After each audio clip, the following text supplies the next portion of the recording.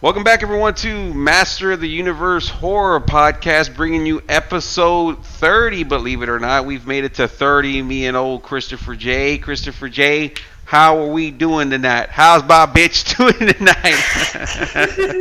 I came into this podcast on man. I'm not going to be able to say any trivia I know about the movie, but thank the good Lord above, we're at Dirty 30 for our horror podcast. So, dude, our next big one, next big one besides the big one I got in my pants, Jerry, is going to be episode 50. I can't wait for that one. I wonder what's going to come up. We didn't plan for it to be this one, but it's kind of funny, It's like this is like the Friday the 13th, the one that brought down the franchise. People were kind of like tired of Friday the 13th, by this point. And this one gets a lot of hatred. It gets a lot of hatred. And we were talking about it. And Go ahead. I'm sorry. No, you're fine. But I mean, I'm glad you said that, because here's the thing. This is a franchise that spanned an entire decade, from the first one being released, what was it, August of 80? Yeah, 80. All the way to now, here we are, late July of 89. I mean, this is, yeah, I mean, the thing about 89 was, by that point, there was beginning to be, and not just with this franchise movie, but I mean a lot of things like, synthwave and new wave music that had gone too far. Hairband music had run its course pretty much. People were starting to get not as enthusiastic about it. I mean, all kinds of things that were big in the better part of the 80s. By 89, those things that were 80s, that defined the 80s, had largely run their course. And so, I mean, people can say that from, lethargy of this franchise, but I will begin by saying that I'm very favorable in my outlook of this movie. I enjoyed it. Yeah, when I because I'm a lot more familiar with these movies. I grew up with these movies. I always kind of like give you like an insight on what's going on as far as like, hey, well, this is we got this because I'm sure you could look up what's going on like everyone else, but I kind of just give you kind of a heads up like, well, this is basically the one where people started shitting on it and trashing it. And after this, this is the last film. I think it's for Paramount, and then it gets sold off to New Line Cinema. And it's funny you were mentioning how like people had run its course and everything. And like we're not gonna review Jason Goes to Hell right now, but like they kind of took like a different approach. Kind of like the way grunge got over in the '90s. Like they kind of try to completely change the Jason type movie on that one. So this is the last classic Jason film. And like you said, you had liked it. I mean, me too. I grew up as a kid. Like I always used to laugh because it was basically the one I might have liked the most, and you can probably understand why. It's kind of like it's not in the woods. We were laughing about that. And you were like, man, this is the first one where he's not in the woods. And it's like, well, yeah, Jason Takes Manhattan. Son of a bitch. 4 and 5, they had my hopes falsely up, thinking that they would enter new scenery for the kills and everything like that, and it was to no avail. But this one here, they finally did it, and I thought they did a pretty good job. A lot of people's complaint about the film is that, like, oh well, they're not in New York long enough. Did it like really bother you that they weren't in New York that much? It did, but it wasn't like a deal breaker. Yeah, exactly. I had no problem with it. I thought, like, to me it was kind of it's kind of dumb. You're gonna have Jason in New York. Like, yeah, you do want Jason to go somewhere new, but like, I mean, what you're taking away what makes Jason creepy. He creeps up on people. He stalks them. Of course, at this point he's like an unstoppable force. But I mean, is Jason just gonna run rampage around New York? Because everyone's gonna see him, obviously, if he's running around. I mean, unless he's going like door to door at an apartment or whatever the fuck. Like, I don't know how you would make it work. So I thought they did okay. It's like, well, what can you do with Jason in New York besides just standing in Times Square, just looking all badass? But this is the second film where Kane Hodder plays Jason. I think Kane plays Jason 4 times, which is the record. He does Jason X and also Jason Goes to Hell. But like Christopher J. said, this was released in 1989 and only made $14.3 million on a $5.5 million. $5.5 million budget there. So Not too good, dude. But when it started off and you put this on, dude, and that guy's on that over ass little boat or yacht or whatever. It's a little boat, and he starts telling the Jason story, and while he's telling it, you're seeing that anchor, electrocute Jason and rise him up. Is there anything you liked from the scene or?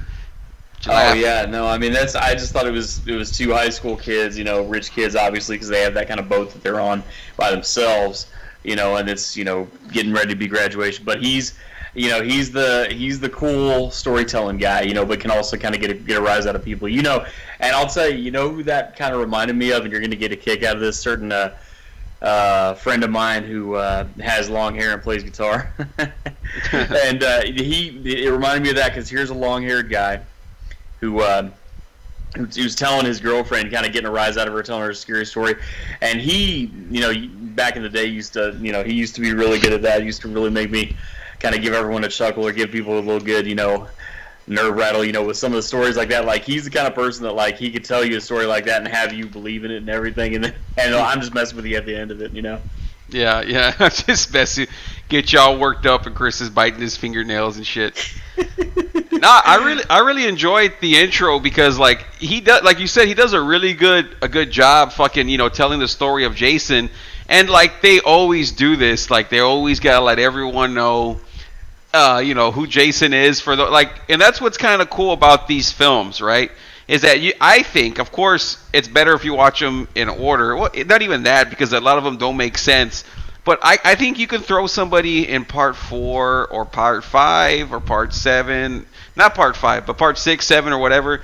Just throw somebody into the film because they're always having people tell the story of Jason, so you can kind of know what's going on. You don't necessarily have to, with Freddy, they kind of give you a little bit of who he is, but it's not the way Jason is. I love part 2, the way they start off. That's probably the best one, when he's talking about who Jason Voorhees is. And then we were laughing about part 7, how they had that crazy ass intro, his name, he's buried but not dead, or whatever the hell, and all this and that. So they always kind of let you in on what's going on and who Jason is. And the chick our first 2 deaths are Jim and Susie, but Susie has a weird kind of mouth, chin, weird. Did you notice that, or was it just me, dude? Just being judgmental. You've always had that though. You notice certain features about people, whether it's the way they form words or speak or tonality, or whether it's certain features of their face like that. I'm not such a noticer of those kind of things. Now, I wanted to touch back on going what you're saying. I think the fact that they give intros at the beginning of the movies that kind of do a sort of a recap of what's happened in priors it's an icing on the cake. In other words, it's not necessary that you have that for someone to enjoy this movie, even starting on this movie. But it helps. It helps give people a little bit of a background, a little bit of a history, so that they can start, okay, that's what's happened. Okay, that's who this is. Mm-hmm. I mean, and pretty much like you said, any of them except 5. I hadn't thought of that, but you're right. Any of them except 5, you can just start from the movie and just watch it, and you can be entertained, and you can follow it, and you know who's good and who's bad, etc., etc. Yeah. But the thing, someone can have never watched a Friday the 13th movie, watch part 8 or part 7 or part 6 or part 3, whatever, and they can watch it and follow it and be entertained, and it'll make sense for the most part. Mm-hmm. That's not as true with the Nightmare on Elm Street movies, and here's why. Because with those, except for probably the first 3. But after that, they kind of expect you to know who Freddy is, or if they do mention him, it's not the way they do with Jason, right? But even 3, I would say the first 2 you could do that, but because the thing is, after the first 2, you have to go into it already understanding who Freddy is, what he does. He gets people when they're asleep in their REM state in their dreams, and if he kills you in the dream, you have to have that understanding. If I knew nothing at all. If I grew up in Amish country and then I'm watching TV and I turn on Nightmare 4 or 3 even, I'm not going to totally get what the movie is about. But here, Jason doesn't have to be a special place or condition or whatever. He's just going to attack you just 'cause. Yeah, exactly. Yeah, he does. There's no stipulations, dude. That's a no stipulations kind of match. And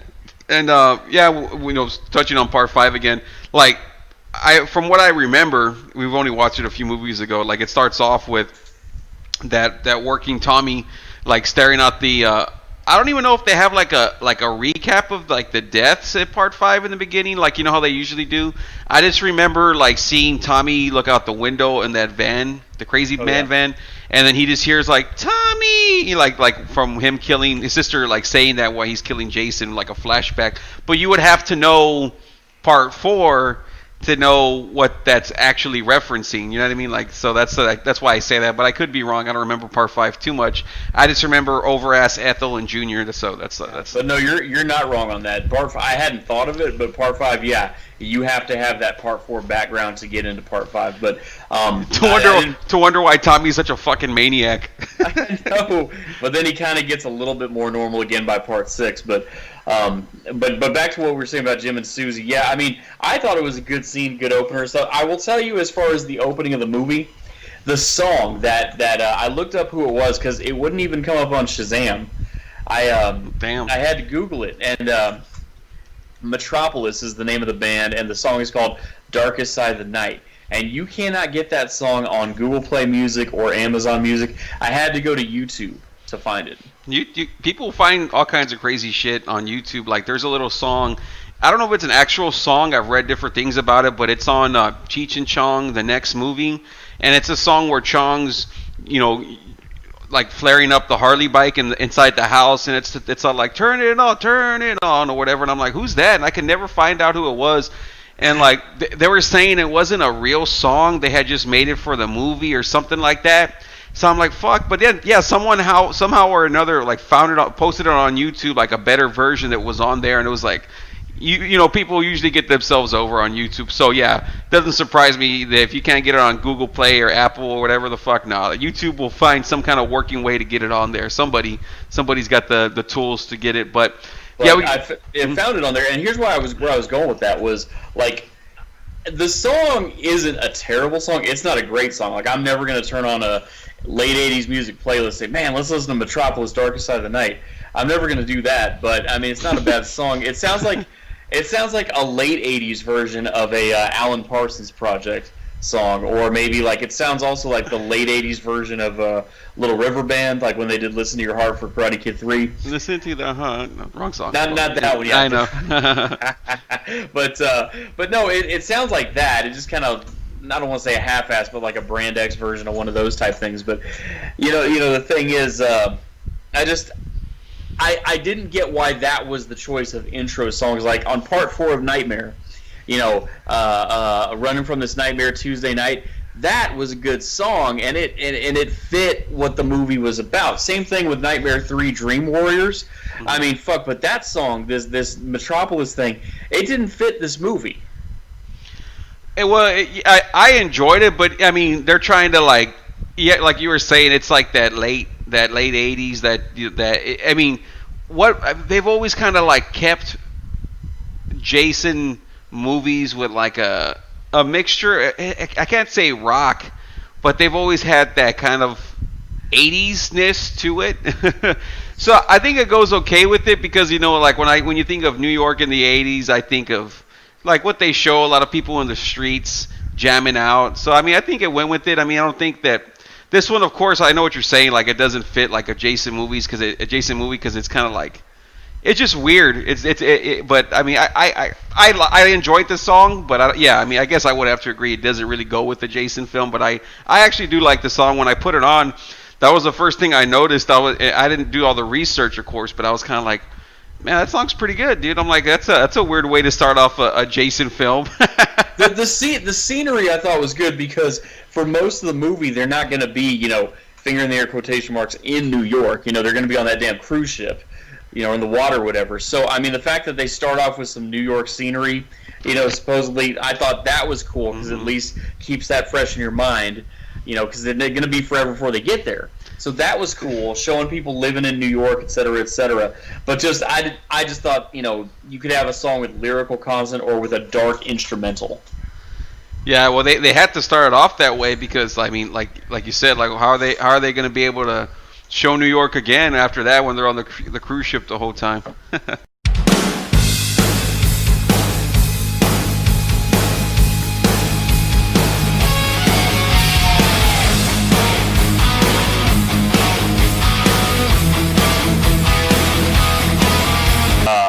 Kane Hodder went on the Arsenio Hall show in '89 to what do you call it? Dressed up in the full Jason gear and everything, and then he didn't do like what people would do today, you know, take off the mask and start joking with Arsenio and all this. That's what they would do today, but he was keeping true to the character. Like, he didn't say one word. He had this like you could tell he was staring at him intense through the mask and shit. Like, he was, and then Arsenio Hall was trying to be funny with it and everything. He was like, yeah, hey, you know, it's like, hey, Jason, why don't you lead in that clip there? And then Jason's not saying anything. He's like, oh, okay, well, hey, you know, here's a clip from Friday the 13th Party. Yeah, no, you have to sell it like the Undertaker, dude. You know, like, cause people, you know, they took it serious. Now it's like, oh, you know, there's an It movie, and then the guy comes out and he's like, oh, I'm It, but he's not wearing the makeup, and he's like, no, like, people, if you're gonna, you know, get people to go watch a movie or go watch an event, right? It's like, hey, you try and sell them on the of it being real. I mean, we all know it's a movie, but we don't need someone to come out and say, oh yeah, I'm the guy that plays Jason. We don't need any of that, you know, especially back then where you couldn't easily just look up Wikipedia, who's this guy playing Jason, you know what I mean? Like, right. So no, it's awesome that, yeah, I've seen that clip, and he's like, he looks exactly the way he does in the movie, all looking slimy and everything, you know? Awesome shit. But yeah, fucking Jim and Susie bite the big one real quick after he tells the tale. He gets he has the fucking Jason mask with the axe mark in it and everything all worn down. I thought that was pretty funny, you know, that he has like the actual axe mark from part 4 that they've kept along. It's like, why would he have that? But it's okay, you know, whatever. I didn't even catch that there. And I mean, as far as the cause of Jason coming back to life, I mean, it wasn't bad. I mean, you know, it's like he drops the anchor hits the power line for the houseboat community in the neighborhood, and then it tears it somehow, and then it electrocutes him back to life. You know, he always has some kind of weird way of, you know, luckily coming back to life like that. So that wasn't a bad explanation of him coming back to life, I thought. Yeah, it's kind of like the King Kong thing and then Frankenstein. So any kind of electricity is going to get him over. But yeah, Jason shows up. He's got himself a mask. He ends up impaling Jim with a spear gun, and Susie goes and hides into that little spot. And it's pretty funny, like when Jason finds her, she's like, no. And he's like going all slow and shit. And I'm like, oh my god, like what a fucking, like, because like Jason's working finally, you know what I mean? Like he's really enjoying hearing her fucking, you know, scream and shit. So it's I got a kick out of it. But can I tell you, yeah, no, she sold great on that scene. I agree with you on that. But where I thought they failed camera-wise, filming-wise in that scene, not where she's getting killed, because her death makes sense. Like, you see the points of the harpoon going into her. Okay, but him, you see these 3, they look like those resistance bands I have here in my apartment. Yeah, they do. Yeah, and like you see that kind of like, you're assuming it's something going into him, but you can't really tell. And like you were saying last time, MPAA regulations, they can't be too graphic, but like I didn't get what was killing him and how. Yeah, they look like they're like guts, because like he gets stabbed and you see the blood on those little things. And yeah, I don't know either till I did research. I'm like, what is that actually? And then I was like, oh, okay. But yeah, you really can't tell. And this one, they're good deaths. Not great deaths, but they're kind of like Freddy wise. This one kind of reminds me of almost like part 3 Freddy, where you have all these kids. They're not troubled, but they all have like their vices or whatever they are, good or bad. And they all kind of die with what they're into. Like our next death, you know, or like we have JJ on the boat. So I mean, he's rich, so of course he's gonna die. You know, a rich man's way on a boat, getting speared with with boat gimmicks or whatever. And then we have JJ, who's like a Joan Jett wannabe, and of course she gets killed by the guitar. If you live by the guitar, you die by the guitar. Yeah, she gets bludgeoned to death with it. She's not in the film too much. I thought her hair was pretty ridiculous and over. It was like, god damn, it's some huge hair, dude. It's the 80s. What do you want, man? Yeah, it was kind of like, you know, she was only in there for the first 20 minutes or so, but she kind of got annoying carrying around like. I mean, I like to play guitar too, you know that. I like to jam out too, but I'm not carrying around a guitar and amp 24/7 jamming out everywhere you go. Yeah, so I'm like, okay, it's time to get rid of this motherfucker. And But Jason. did you hear what she said? I thought this was really cool. I'm going to let you finish what you were starting on, but I liked how she because I didn't catch it the first time. I caught it the second time. Mm-hmm. She says, "Man, this is like the perfect place to shoot a rock video, man. Mm-hmm. Why is everyone missing out on this?" Yeah, she did say that because that one dude with the camera everywhere. That like I said, everyone's got their gimmick, and like there's the camera guy who's like trying to get everyone over with that shit. And what's his name, Matt, or what was that? No, his name's Wayne, but he looks more like Garth. Wayne. Garth. Yeah, Wayne, dude. So yeah, that guy's everywhere with the camera. So that's his gimmick, the camera guy. But we see Jason jump onto the boat, right before that gets ready to take off, and that looked pretty badass when he jumped on there. I was like, oh shit, they're kind of leading up to what he's going to be doing. Then we see him kind of like stalking around everywhere. This movie shows he's more adept at doing things than you think. Is he comes across as kind of like a dumb, one-track mind kind of person. Jason does in like all the other films, because there's times when he should have peripheral vision of things and he doesn't, and people get away. But then there's other times where he'll just magically appear out of nowhere and get people. So, but overall, you kind of think he's not the sharpest knife in the drawer, just really strong. But he shows how smart he is by going from a personal private boat and then going up a rope to this fucking cruise ship. So after all that bullshit, we see probably my favorite character in the film, Julius, having a spar. They're getting pretty. I don't know why they're sparring and doing all this shit on like kind of a vacation school trip, and we didn't really talk about it because it's like one of those stories where they have to have some kind of story. And our main character, Rennie, she's going to the boat, and is it her uncle or her guardian, Charles, the teacher guy? Charles McCulloch. Yep. Yeah. So she's like afraid of water, and the lady that's bringing her, is that like her other teacher or something like that, or? That's like a teacher that she was really close with, Mrs. Van Dusen. Okay, yeah, that's her name, Mrs. Van Dusen, Colleen. But yeah, so I see her bring them because that's how she's introduced. She's like, what is she doing here and all this and that, and I'm like, what's going on, and then we find out later on, why she's afraid of water. Well, she was already afraid of water, but then her guardian Charles like threw her in I guess Crystal Lake, and Jason's ghost was there, and that's kind of weird because I can't say it's weird because we were talking about it last time. Like people, like I say, I always bring up what people say so we can talk about it. But people were like, they had a problem with like having some kind of ghost Jason and hallucinations. But we were talking about it the other day. It's like, well, part 3, part 2, there's a lot of these Jason films. They have people like hallucinating Jason popping out of here, or part 3 when that one chick's like, I was out there in the woods and there was this horrible man chasing me and whatever, and then she woke up and her parents, like were there and they didn't say anything about it. So it's like, was she hallucinating? Like a lot of these things do happen. So it can't. If you have that criticism of it, my whole thing, and you know how much of a literary critic I am about movies, wrestling, whatever the fuck. So, but here I'm going to surprise you, and I'm going to be not against this, and here's why. I mean, you just have to use your logic. You just have to use your brain. You just have to look back at, Marky Dangers always says, look at patterns. Okay, what's the patterns of this series? Obviously, Jason has some kind of fucking supernatural abilities or underlying powers or something like that. Otherwise, he wouldn't just magically appear and disappear in the woods like he sometimes has done. Otherwise, he wouldn't come back to life after being fucking buried and burned and all types of fucking shit. I mean, come the fuck on. Just use your brain. So, I mean, is it that implausible that there would be, apparitions of him, even young him?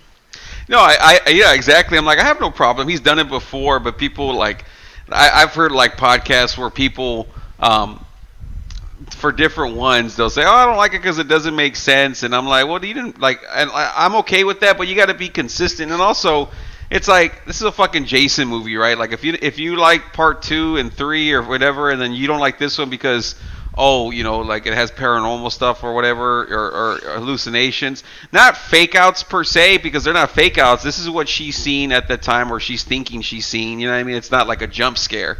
I don't like jump scares. They actually stopped doing that.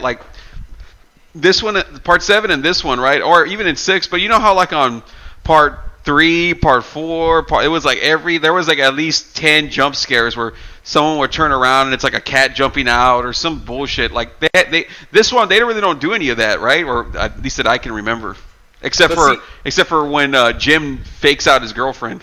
Yeah, there aren't a lot of jump scares, let alone with Jason himself. But the thing is, I disagree. I actually like jump scares so long as you don't abuse the privilege. Like, I think after I want to say probably after Child's Play 1 is probably when Child's Play 2 and so on. That's when you started seeing like into the very late 80s, very early 90s, you start seeing where horror movies start using the jump scare as a way to scare people, whereas the psychology of the movie is what got Omen and The Changeling. It got those movies over, so they creeped you out in those ways, but there weren't people walking around corners and then someone comes out of somewhere.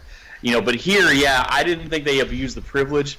But I like jump scares when it's actually a jump scare you weren't expecting it, and it's the actual villain coming at someone.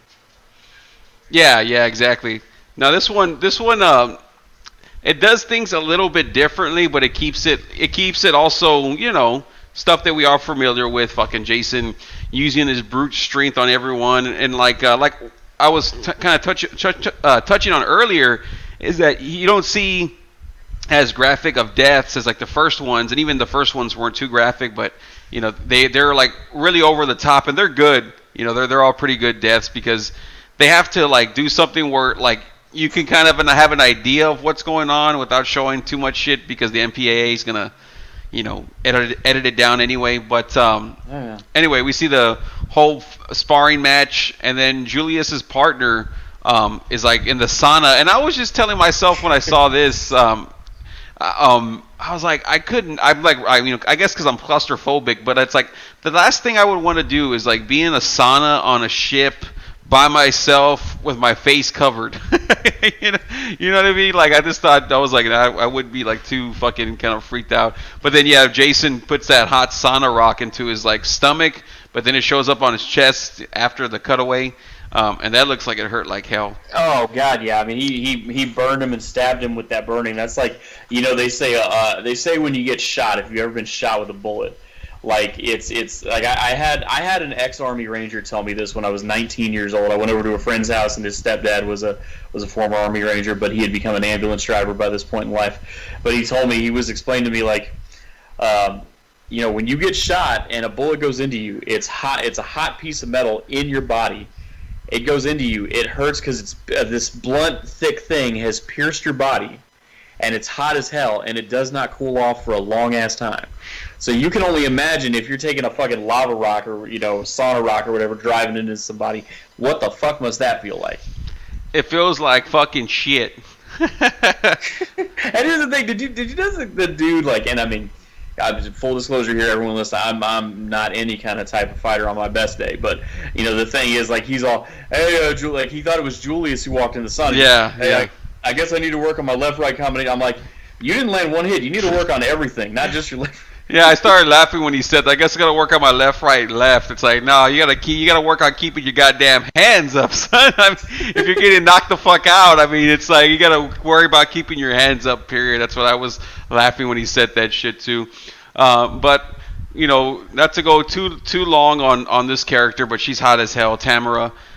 She's basically not gonna pass because she, of course, she's too busy getting fucked up. Her and Eva, the Asian chick who's on there, who's going for some kind of math scholarship. Of course, they gotta get her Asian traits over, and I don't even think she's I think she's Hawaiian, like her actual race or ethnicity. Yeah, some shit. She's not an Asian or whatever. But so they're there talking, they're doing their drugs, but they're trying to set up Mr. Charles by her getting in her panties and having. I'm gonna start calling. Is his name Wayne? Because I'm thinking about Wayne's World.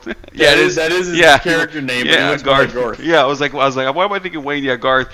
He's like trying to, he's recording him, and she's gonna like use that to blackmail him, so he'll pass her. And of course, she gets her come up, and she's like taking a shower, and Jason busts in there, or she's gonna take a shower, one of the two, and Jason busts in there, and just punches the fucking mirror and stabs her with the piece of broken glass. And I'm like, oh no, it was too quick. It was too quick, girl. Like you weren't in the film long enough. Typically, like in part 7, they'll keep the hot chicks in there, like pretty towards the end, pretty close towards the end. But they started just really, knocking them down in this one, and we had about 20-ish deaths or so.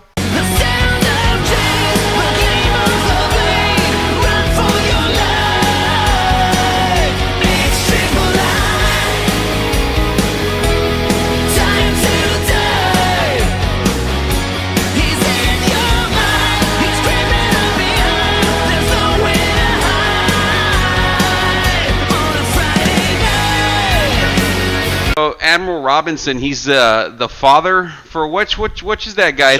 Sean. He's the main guy, right? The main dude with Rennie, right? Yeah, he's the one that he has a little fling with her. Yeah. Yeah, like he didn't stand out to me as much as maybe some of the other guys have in the past. But that's the thing, though. Like okay, the two people who are supposed to be the main characters you follow in this movie, Sean and Rennie, they might. I mean, they're all good-looking characters, all these actors and actresses, but like. I guess the producers thought they were, and so by virtue of that would get them over. But honestly, everyone else is way more over because they have a character trait or a personality.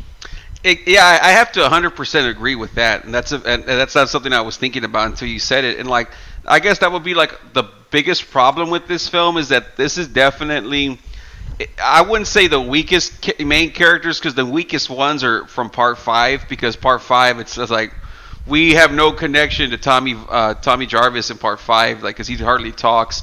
And then the main girl, that's like the one that watches over the kids, like she looks like she's like way older, but she's like not, or I don't know what the fuck she is. I'm confused. And we got little renegade Reggie or whatever. Like, yeah, it's like I loved him, but it's like he doesn't do too much other than he's charming. But this one. Yeah, I love Tamara. I love Julius. Everyone else was way more interesting than our two main characters. But anyway, his dad's kind of hard on him. He's a hard ass. His dad's the admiral for the ship, and he ends up getting killed. And like right before he gets killed, he's like, hey, talks to one of his. I think it's Jim, the other sailor guy that's helping him out, and he tells him like, because his wife's or he has a son. I don't know if he has a son already or. She's pregnant, but I think he says like the kid's like 19 months or 20 months, something like that. And he's like, "That's good, don't be hard on him, because he feels bad after busting his son's chops." And when he's at the helm, because Admiral Roberts is gonna go do something, he gets stabbed in the back with a spear by Jason. And then when the Admiral Robertson comes back in and he sees it, it's like one of the I don't know if it's the first slow motion kill, but it's at least the one that like stood out to me. In the franchise, yeah, Jason comes from behind him and slices his throat, and he just kind of like looks all freaked out. That's like our 7th kill, and I was like, oh shit, like you feel kind of bad because he has a son on board, and so yeah, we don't see too many parents get killed when their kids are there. We'll see people that have kids, like we didn't see Tommy's mom get killed in Part 4. We were led to believe, but we didn't actually see it. So this one we actually see it. So. And then Eva, she's like, I forgot who she's calling for. I think she's calling for Tamara. She's like in the dance area of the ship. She ends up there. She's going through the halls, and then she ends up in that socializing, sit down at the tables, dance hall, music. Oh, there's a bar, I think too, and she ends up there trapped in there with fucking Jason. Yeah, and fucking Jason. Probably the least amount of effort given to a kill where he just picks her up and strangles her, but he fucking throws her, and whoever was the person taking that bump did a damn good job. Did you remember how she like falls on the floor just like bah? It's like holy shit. I didn't remember. The only thing I remember is like literally he's double-handed choke slamming her kind of pickup, but then like he holds her up and she dies of suffocation in the pickup. I don't remember her landing though. Oh, dude, when you just look for her death and just look at the land and you're like, holy shit, like she falls like a ton of bricks, dude. Like she really sells it good.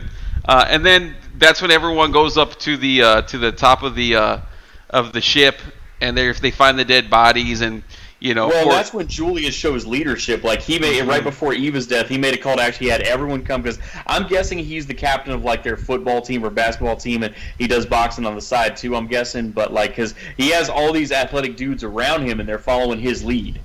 Yeah, exactly. Well, Mr. Charles tries to tell him, like, no, y'all are going to listen to me. He's like, school's out. I was like, I loved it, man. I'm like they should have had him and Tamara. Like, even if, like, they're going to, like, well, I can't, they're supposed to survive, but it's like, they're so, like, likable, or they have, like, they're maybe it's just the characters written shitty, with Rennie and Sean or whatever, but, like, Julius and Tamara or whatever, they were really they were fun to follow. So, and we don't get a lot of Julius, but like you said, like, every time he's on screen, though, like, we're, like, attracted to everything that he's doing. You know what I mean? He's got a lot of personality. Anyway, then we have dumbass Wayne, looking in the boiler room kind of gimmick area. And he ends up shooting a crew member in the chest with a shotgun, dude. So it's like, I don't know if it's maybe the first non-Jason kill we've had in the franchise, but it might be. I believe it is, because that's I didn't recall any other deaths that were resulting from Well, I won't get to it, but later on. But yeah, I mean, up to that point, every other death has been because of Jason directly, and here this was friendly fire, accidental kind of thing. Yeah, I was like, man, I couldn't stand that character, and we are not going to have to worry about that for too long, because right after that, he runs into Jason, and Jason fucking it's funny because he, like, finds JJ's guitar all bloody or whatever, but then Jason ends up teleporting again and throws him onto, like, this control panel, and he just gets electrocuted, and I was all, like, clapping at that point. I was like, finally get this fucking idiot out of here, you know what I mean? Roasted like a fucking, like a fucking moth or fly or whatever on one of those bug zappers at night you have in the summer. Yeah. Roasted. And then one of the guys, we don't see too much. He's kind of just a stand-in there. Sean's friend Miles, he gets fucking thrown off of something, and he gets impaled by, like, an antenna. And that guy actually comes out in a movie he's a star, actually, for the movie we're gonna review in the future. He comes out in Puppet Master 4 and 5. So yeah, you're always gonna remember him now once you see that. His name's Gordon Curry, I think. Yeah, he comes out in Puppet Master 4 and 5. He's the main star in it. So he just gets killed off real quick. So I think he comes out in those, like, 4 or 5 years. If this is May 89, he comes out in 94. So, like, 5 years later, he'll be, in the low budget, production of Full Moon. But he's a star nonetheless. And then after that, we get the deckhand. He gets hit with an axe. Yeah, second coming of Crazy Ralph, yeah. And fucking Charles this whole time has been suspicious of him, thinking he's the one doing all this shit. Yes. And then lo and behold, and he's holding up a gun in front of him, or a knife in front of him, I can't remember which he was holding, and then he falls and you see the hatchet in his back. Yeah, that's what it is, dude. Yeah, the crazy Ralph guy, dude. Yeah, I forgot about him. He's like, this voyage is doomed or whatever, like, and I like that. You have to have that crazy old man telling everyone, like, I told you so. That ray of guys on there. And it was funny because, again, we were talking about how this movie's, kind of considered the worst and it's bad and whatever. Like, I was, like, watching it. Like, I was like, well, let me start, because I had seen it. I remember liking it, but I always hear everyone trashing it. And I put it on just one night because I was like, well, I need to watch it again, at least to get familiar with it and see what I like and don't like. And it was about 30 minutes in, and I was like, wow, it's been 30 minutes already? Because it was so fast-paced. Didn't you think, like, there was no kind of, like, downtime, at least noticeable to me up to this point? And then all hell breaks loose, and we're, like, an hour in, and I'm like, wow, that's, like, the quickest hour, like, in a Jason movie. Because most of the time, the first hour, you're just seeing kids skinny dip, fucking around, a little death where no one sees them. But this is one of the few Jason films besides the past two that we've had, because the first ones they were showing the point of view kills, but this is one where we're actually seeing Jason, like, almost his whole body killing somebody. It's not just like the point of view kill, which I hate. You know what I mean? Like if we don't know it's Jason. Yeah, I mean, I guess Okay, so you're saying it's the whole body doing the killing. That's true too. Because we can see him actually killing somebody. We're not seeing like if we're seeing it through his eyes. Right. Well, during the actual kill, but what I remember about 6 was that was the first time where you see him walking or going upstairs, yes, like that, as he's about to do something. Yeah, and then like 7 went back to the old way, but now here it's a holistic view of him. Yeah, like 6, like you saw him stalking people and killing them. 7, it continued from what I remember, like they showed him, but this one it's like they show him actually sneaking around, like he opens the doors and he's looking around, like someone like just walks out a door and they go down the hall and then Jason pops out and you'll see him outside like the little ship window and the little circle windows, and like I love it because it's like we're seeing Jason a way we haven't seen him before, just like not just he's in kill. Of course he's always in kill mode, but he's actually doing some planning. There's something going on in that head of his. Anyway, so they start abandoning ship after all that explosion shit's going on. They get on the lifeboat and Julius jumps out. They think he gets I think Jason does something to him and he ends up flying off the boat, and they're on the boat. He threw him off by hand. Yeah, I was gonna say, I don't think he punched him yet, but yeah, I guess he threw him. Yeah, and the boat's name was the Lazarus, in case we haven't mentioned that. And I loved that because it's like comes back from the dead just like Jason, but in an evil way. Yeah, and like I started laughing because I was like, oh, they're finally getting to New York City, and it's like right at the hour mark or so, and I think it's Julius saying, he's like, New York City. He starts singing this kind of like dopey, like old school kind of song, and it's kind of like, man, are you sure you're black there, brother? Mm-hmm. All we got left now is Sean, Julius, Rennie, Mr. Charles, that other teacher chick, I forget her name all the time. Colleen, there we go. And they're there in New York City, and a typical. And then Jason, of course, he's like not far behind, dude. He's like following them. But a typical New York City fashion, or that's what that movie's trying to convey. They get mugged. They get mugged right away by some Native American, Mexican-looking guy, and then the other guy with the bandana with dreads or whatever the fuck. Not they dreads. Look like this one like freestyle, like remember that genre Latin freestyle? Yeah, yeah, exactly. Yeah, pirate bandana shit. Yeah, pirate band. Yeah, they look like some Peruvian band or whatever the fuck. They look weird, dude. Yeah, so I'm like, what the fuck is this like all about? So fucking they get fucking Rennie high on heroin or something, and one of them's like, hey, go get more drugs, basically, while I fuck her, and they're in this little shithole in the alley, and I didn't know this, but people always like laugh at this film because there's like alleys, and they're like, New York doesn't have alleys or whatever. I'm like, they don't? I mean, I didn't know that was. I thought like all buildings, like if they're not completely smashed in together, they have like some kind of alleyway. You know how like when we go downtown and you see little, but apparently like that's not the way New York is, I guess. So I was reading about that on Wikipedia, and the scenes where there's alleyways like that, those were actually filmed in Vancouver. Son of a bitch! Yeah, it was too expensive to film in New York, of course, because it's fucking New York. But they actually did film some of the actual New York scenes actually in New York. It's just, and even there's one time where Jason, where Kane Hodder, like he fucking like does things to make like the audience that's watching the scene, like he'll do things to make them laugh and stuff, or like he'd really put on the Jason scare show in front of them and stuff when they were filming. But so there is real New York footage, but yeah, there was some Vancouver footage as well, and there was also some LA footage, and there was also, like you said, some Toronto footage. Yeah, it's all. Yeah, I mean, of course, the New York footage is like when Jason's, which we'll get to when he's in Times Square. But Jason ends up getting himself over and killing the gangbanger, stabbing him in the back with a syringe while he's trying to fuck Rennie, and then the other gangbanger, his name's JoJo. He just gets fucking his head smashed in by a pipe, but not before like trying to shoot Jason with the whole. Can I just tell you that? Okay, first of all, did you notice? I saw this the second time, not the first time. They were like in that where they're about to gang rape Rennie, and they inject her and all that stuff. So did you see the wooden crates with probably food supplies that says "Save Ethiopia"? I did not.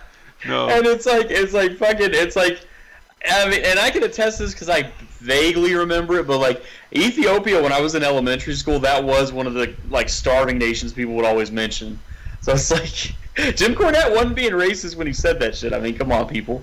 You just gotta know. Yeah, exactly. When you had said that, I was all like, oh, okay. Now I understood the joke more because I had some kind of background. Because, of course, if you're like, oh, because people just think Ethiopia and they have, of course, you either have one image or you have another. But I guess once you fucking, know more about it, then you're like, oh, okay, that's why he said it.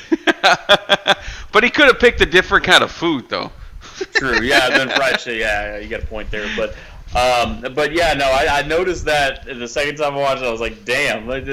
Talk about going back to late 80s, early 90s shit, man. But the other thing, too, when Jason goes into that scene to save Rennie from the gang rape, is it just me, or did you also hear the Avengers theme play in your head? Because here's Jason doing a babyface thing. Yeah, dude, I heard.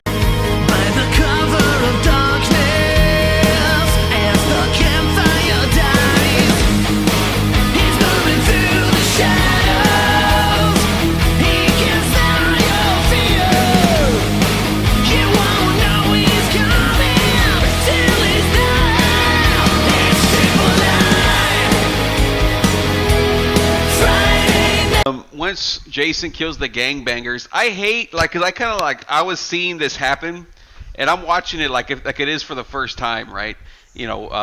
Just on Saturday or whatever I watched it, and I'm watching it and I've seen Rennie trying to get one of the gang guys off of her, and I'm like, man, Jason's gonna kill her because Jason's taking care of the other guy, but she's trying to get this guy if he weighs 400 pounds off of her. I'm like, come on, dude, and she finally gets up and runs off, and Jason sees her run off a good distance away, and I'm like, why isn't Jason teleporting to get her?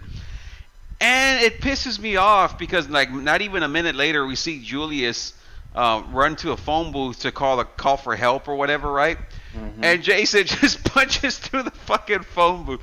Back then when there used to be pay phones and shit, and he's taking off, and they end up getting onto a rooftop, and Julius, for whatever fucking reason, decides to punch a guy with a fucking hockey mask, which is designed to keep, getting your fucking nose and eyes fucked up from a hockey puck going and fucking fast as fuck. Let me, yeah, fast as fucking. Let me just, I'm the hockey guy on this podcast between you, me, and Marky Dangerous. I can tell you the backstory on that.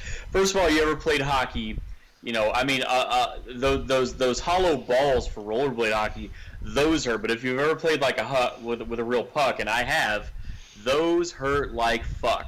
And the story on that hockey mask that Jason wears, that was the old school goalie mask they had until the 70s. In the 70s, they changed over to the cage like the batters, catchers in baseball, rather. But the thing is, the story on that is there was a guy who did a slap, or the guy that invented slap shot, everyone started imitating him. Well, one day there was this goalie, Jacques Duplantis or something like that, and they didn't wear masks or head protection. The goalies didn't, because they were so used to, the puck staying on the ice.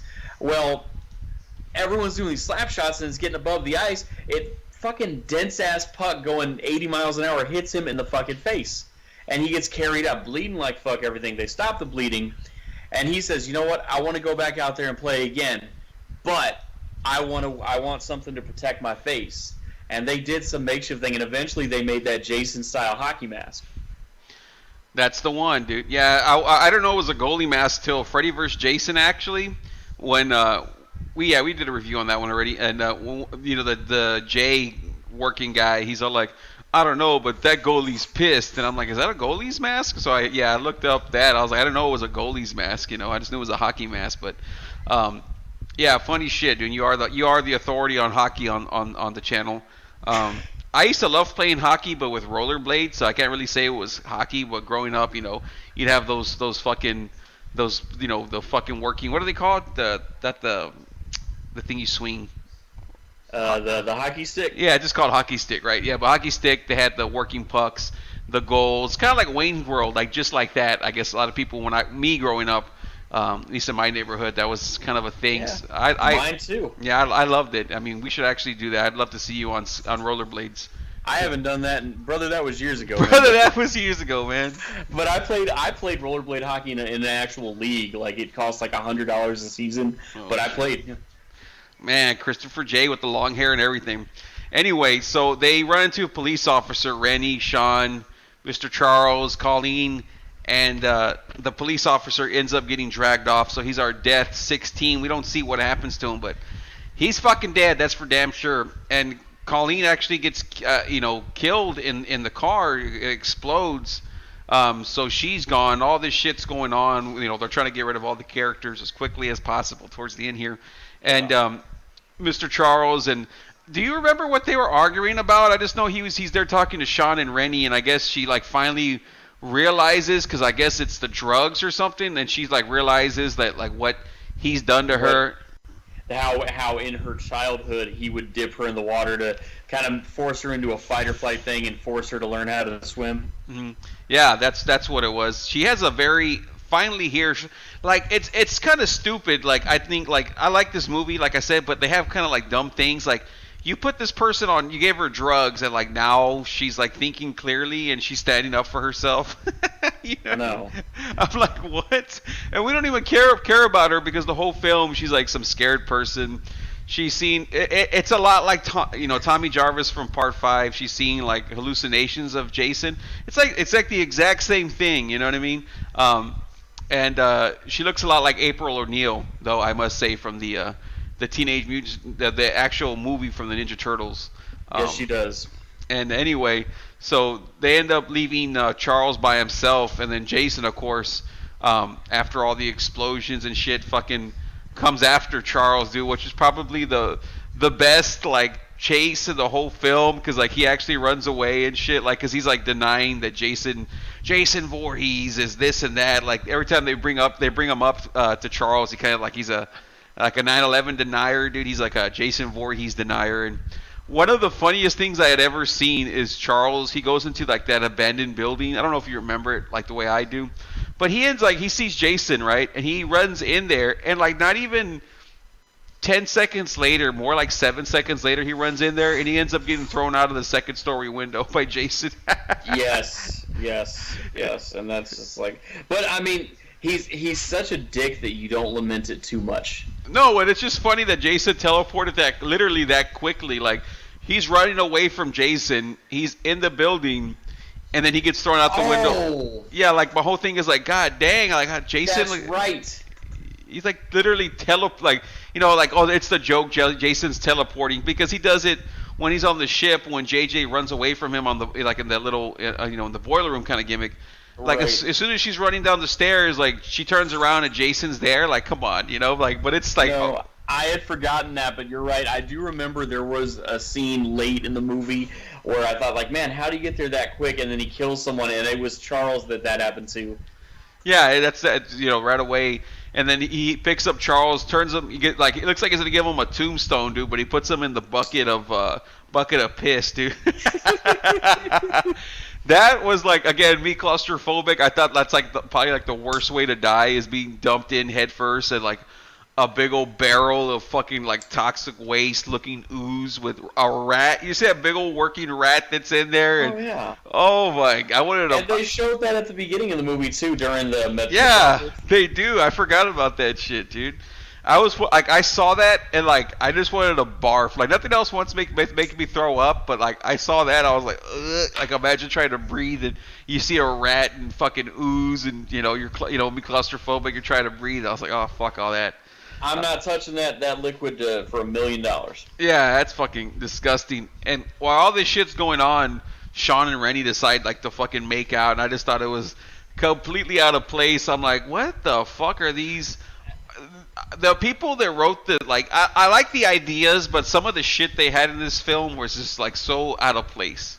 No, I agree. It's but I agree because you think about the ending. The ending is they're in the sewer tunnels, and amazingly they didn't run into the Ninja Turtles. But speaking of ooze, right? They're in the fucking sewer tunnels, and they're getting pursued by Jason. Now they're smart because they can't escape through that caging thing. and they're stuck, but they're smart enough to get on top of the ladder and let Jason be down. So by the time that stuff starts flooding, because remember that one worker was like, I don't have much time, that stuff's about to start flowing, or whatever. It's going to flood in 15 minutes. Every time at midnight it floods, yeah. Floods toxic waste. Right, which is that's always Jason's tragic ending, is getting submerged in liquid.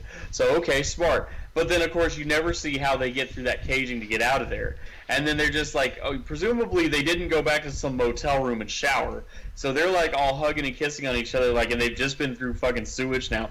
You get on me about that. I wait a few hours after I wake up to shower and shit like that and brush teeth, whatever. Okay, but if I've been in a sewer, you better believe, that shit's getting taken care of immediately. Well, we're talking about Friday the 13th. If you remember part 3, where the guy that's like owns like a little grocery store, he's like taking a shit, and then he hears a noise, and he just gets up. Yeah. I'm like, how come nobody ever wipes their fucking ass when they fucking? I'm like, I don't care what's going on out there. Like, unless there's somebody literally in front of me trying to kill me, I'm wiping my ass before I go check on said noise. Exactly. Yeah, but yeah, like before they get to the sewer, like I mean, all that will continue from it. But like they're running through, like I said, Times Square, and they're jamming out, or not jamming out, but there's these group of thugs, like that are jamming out with like their boombox, whatever you call it back in the day. And Jason kicks the fucking thing. Yep. And then they pull out their knives and everything like that, and Jason just turns around and like he gets one of those dark humor pops, and he just picks up his hockey mask and shows them their face, his face, and they go, "Oh, okay, man, like take it easy or whatever." They fucking like take off, and I was like cracking up because I'm like that's Jason knowing he's fucking scary. You know what I mean? Like he knows that he looks like fucking like shit. And right before they get into the sewer, I just have to mention it. Because when he's running after Rennie and Sean, he goes into like some kind of like a bar or some kind of food place, and there's a chef that runs out from the back to confront Jason, because Jason, like, of course, knocks down the door, and the guy that's the chef or dishwasher or whatever. His name's Ken Kersinger, I think it is, but he ends up playing Jason in Freddy vs. Jason. So we actually get to see the actor, in part 8, Freddy vs. Jason in part 8. So, and like I saw when I had heard about that, I rewatched it, and I was like, well, yeah, that motherfucker, he's bigger than Jason, but Jason like grabs him and throws him against the fucking the glass mirror. But anyway, yeah, they end up going into the sewers to hide out and all that. I don't know why they would go to the sewers, dude. Like, I mean, I wouldn't want to go into a enclosed place, with Jason Voorhees. That's for damn sure, Because if he ends up figuring out how to get there or knowing that you're there or whatever, then guess, like you said, our claustrophobic asses are now in the same fucking confined space that he's in. How the fuck are we gonna get away from him? Yeah, I'm like, I'm doing everything I can to stay away from like an isolated spot from Jason. But he looks so badass, the entire film. But anyway, there's a lot of shit that goes on there. One of the fucked up parts that I had mentioned last time was, or to you at least, Jason or Rennie grabs a bucket full of fucking toxic waste and throws it on Jason on his face, and we see that face, and he looks like shit. And I was like, man, Jason, like he looks like, it doesn't look as good as the other Jasons, but it does look like fucked up or whatever. And we see him bludgeon to death one of the sewer workers in the head, like you said, with a wrench. But I was like, I saw Rennie, like you said, you wouldn't touch that or whatever, like sewage. I'm like, Rennie grabs that bucket of sludge with her hands and throws it on Jason. I'm like, if you're throwing that on his face, like, why would you want to even get that close to your fucking hands? You know what I mean? Like, I'm not touching any kind of crap, Literally. Yeah. So, like you mentioned earlier, the whole sewer gets flooded with. Yeah. My apologies for jumping, but yeah. That's fine. It's just little crap. I mean, it's not a big deal. Like little tidbits, but yeah, they end up trying to escape from the fucking sewer. The thing's locked. It gets flooded. Jason's like, "Mommy!" So it's like the first time we hear Jason talk, and he calls out for mommy. What a mama's boy, right? Even Freddy says that. He's a mama's boy, and. Once they flood Jason, he turns back into a kid, and I was kind of like, are we supposed to feel bad for Jason? Or I mean, I remember seeing that as a kid in like you'll see something similar on Hellraiser 2, where they have their like little transformation, and you kind of feel bad for them. But whole movie's over. Jason's had like a lot of weird shit going on. He's not just a heel. He kind of goes babyface. You kind of feel sorry for him. What's your overall thoughts? Your ranking for Jason Takes Manhattan, dude? I'm probably going to give it 7.5 or maybe 8 out of 10. I like the movie. It's enjoyable. It's a good story. You can follow it, stuff like that.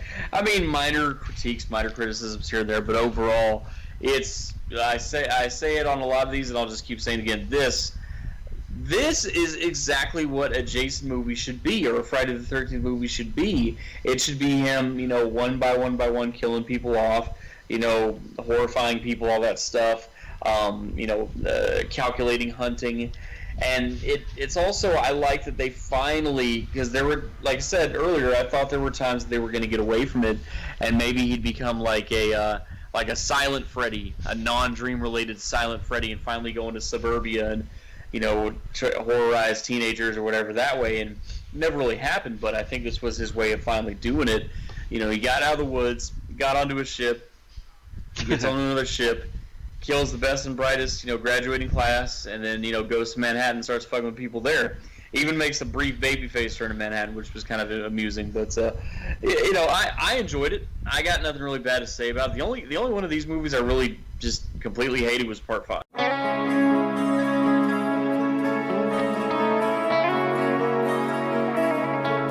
I'm glad you gave it an 8 out of 10, because that's exactly the number I was gonna give it. Some people may say blasphemy. They're like, what? No way. You're giving Jason take? Hey man, everyone likes things differently, and that's what's great about opinions, is everyone has their own. And for me, it's like Jason Takes Manhattan. It's a great fun film, and like you said, the only one you didn't like was Part 5. But it's like, I liked Part 5, but in the scope of the first 8 films, yeah, it's probably my least favorite. I'm not saying like I hate it, or like it's not as good as, or like the way you like probably don't like it, or you won't watch it again. But it's like, no, I'll watch it again. Like, it's the one I'll watch the least. I'd much rather watch Part 2, 3, 4, even 8. Like, it's just so fast paced and shit that it's like, it's up there for me. We'll do a whole franchise ranking of the Friday films once we've gone through them all, and kind of like just talk about all of them, rank them, see how we feel after a few weeks or months or whatever, and kind of just go more in depth or talk about characters, shit like that. But yeah, I give it an 8. It takes Jason up to this point. It has all the different Jasons that we've come to know at this point finally. And we get this film, and I enjoy it. I like that Jason has like that teleportation shit, because it's over the top. I mean, the guy's getting fucking shocked to death, and he's coming back to life, and people complain that he's teleporting. Like, okay, mm-hmm. It's ridiculous. There's a guy who supposedly drowned, and they changed it to say, oh, he didn't drown. Maybe he was hiding in the woods, and he's killing people. No one's found out about it. It's like, yeah, it's a ridiculous movie. It's the kind of movie, at least for me, it's like you love to watch during Halloween. When Halloween's going on and people are eating, ordering pizzas and popcorns and candies and sodas and just relaxing and having good fun, I want to watch something ridiculous. You know what I mean? Like, I do want to watch something like, that's legit scary. But it's like, movies like this are just fun. They're like that dark humor, popcorn fun. Definitely a much better film that people give it credit for. Absolutely, I gotta say, and I will tell you, I like it, and I don't agree with the critics that everyone was saying, oh, it killed it was overkill, it was too much, blah blah blah. And I mean, I will be intellectually honest and say this: if I had been 17 instead of 7 when this movie came out, then yeah, I probably would, and I had been following the Jason series up to that point, I probably would have been with those people like, man, it's overkill already, quit making them, blah, blah. Yeah. But, I mean, just outsider looking in, Johnny come lately, 30 years lately, but I dig it. I enjoy it. I don't really have a criticism, to be honest with you. Yeah, I exactly. Like, you can find problems with any film. This one, it's a Friday the 13th film. I take it as such. and it's fun. It's a lot of fun. It's anyway. Friday the 13th, we basically are done with the franchise, Christopher J. All we have left are Jason Goes to Hell, Jason X, and then the remake from 2009, which we're going to be taking care of next week, and getting all these bad boys taken care of. And in light of all those movies in the series, I just want to say, I didn't mean to cut you off, but I wanted to just say, having seen all of these Friday the 13th movies, these original 80s ones, I really appreciate Freddy vs. Jason that much more. I didn't appreciate it as much as I should have. I mean, I kind of liked it at that time, but I really like Freddy vs. Jason now, having seen all of these. I agree. When I first saw Freddy vs. When we had done our review at the time, I was kind of like, man, this movie's dumb, and you see I didn't like the characters and like the way Freddy, whatever, but then once you really get, you jump into the pool of Friday the 13th on top of, the Nightmare on Elm Street stuff, you're like, wow, this is these are the Jason films. I know Freddy's doing most of the talking and everything, but it's all the crazy kills that Jason kind of gets you, warmed up to. And yeah, I mean, I would like to maybe in the future do a revisited of Freddy versus Jason, now with the eyes of going through both of them, or once we've done everything, we might do something like that. But speaking of over the top, Legends of Horror, dude, the next franchise we're doing, did you want to tell the fans, dude, which franchise we're going to do after Friday the 13th, dude? I'm doing the Scott Hall look side to side before I say hey yo. We, Joey Cage and myself, Christopher J, will be dipping our feet into the Halloween series. That's right, Mr. Michael Myers, man. I'm glad we kind of don't plan too far ahead, but we kind of see what's gonna kind of streaming that month of. So most likely by the time you're watching these videos, they're already past those streaming service dates. But that's how we usually pick them. And right now in the month of June, you probably won't see this review till end of June or so. But early June, today's June 1st actually, Halloween, Michael Myers franchise is fucking got all the films. Christopher J actually purchased a few of them, part 2 and 3, that we didn't or that are not streaming. So yeah, we're gonna be going the same way we did with these, kind of go at it, and hopefully that's basically the big juggernauts of horror. Everyone talks about Halloween, everyone talks about Friday the 13th, everyone talks about Nightmare on Elm Street. Those are the titans of horror. So I'm actually, really looking forward to that. I mean, we're jumping way ahead because we still have 3 Friday the 13th, but I mean, just honestly, I'm looking forward to it because I haven't sat there and the way I watched these films. It was kind of the same way as I had seen Friday the 13th films, but I hadn't sat there and really took notes, or not even say take notes, but sat there and sat through the whole thing and really pay attention the way I'm doing with these. So I'm definitely interested. The ones I've seen are the first 4 in Halloween H2O and the newest one, but after that I kind of no, not interested. And there's still a whole other half that I guess I haven't seen with those films, so it's gonna be kind of fun. But yeah, those are the heavy hitters of horror, the legends, the icons of horror. I mean, we finished up Freddy. We're almost done with Jason, and now we're getting into Michael Myers. I mean, those are the legends of 80s horror. Yeah, so when you guys see this one, like I said, I always like to let y'all know what y'all are coming up for. So, yeah, by the time y'all listen to this, we would have already basically done a few of the Halloween series. But yeah, that's the next one. And I mean, I might have to rewatch part 1 before I rewatch Halloween 2 to kind of get in the mindset for Halloween 2 and then the continuation. But hey, man, I don't know about you, but I always try to make it fun for myself because it's I try to make myself watch these films. I'm always interested to watch new movies, but I try to make it like a little game. I'm like, all right, let's have a snack, let's have a meal. Let me go and just sit here and pretend like I'm at the movies. Do you have any tips for the fans that maybe want to podcast or do anything like that when they're getting ready to watch a movie at home, dude? Yeah, no, I mean, make it, like you said, make it an activity with other things like that you would be sitting down to do. Like, for example, with this one here, I sat down with a bag of fucking microwave popcorn and just say, I'm not going to get up one time until I'm done with this bag of microwave popcorn, and it's and you get, that's enough time, because if movies sometimes go slow in the beginning, where like you're not captivated up front right away. Not always. Yeah. So if you play a game with yourself where you stick with it for a half an hour, yes. By the time you get to half an hour, chances are you're going to be into it. Yeah, I do something similar. Like I told you with this one, I was like, how long has it been? And it was literally 30 minutes, in. And typically by then, I know either, okay, I'm having a lot of fun, or I'm going to finish this fucking movie tomorrow once I'm going to pay attention more, because it hasn't got me in the first 30 minutes. So sometimes I'll break it up that way, and sometimes I'm just like, okay, I'm having fun. Like I watched Freddy vs. Jason all in that same night. And it's like, if it's a movie that I'm not into, I might have to break it up, or if it's a movie that's too long, I might have to break it up. But it was one of those films I just watched straight through. But it was fun. I can't wait to really watch the rest of the Jasons, because I was familiar with the first 8 Friday the 13th, but I'm really unfamiliar with the next 3 Jasons except for the remake. But Jason X, New Nightmares, so I can't wait to go ahead and check those out with you, man, and review it and see how we feel about it. Anything else you want to add before we close this one out?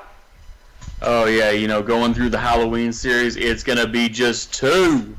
Sweet. All right, hope you guys enjoyed this one, and we'll see you on the next one. Peace.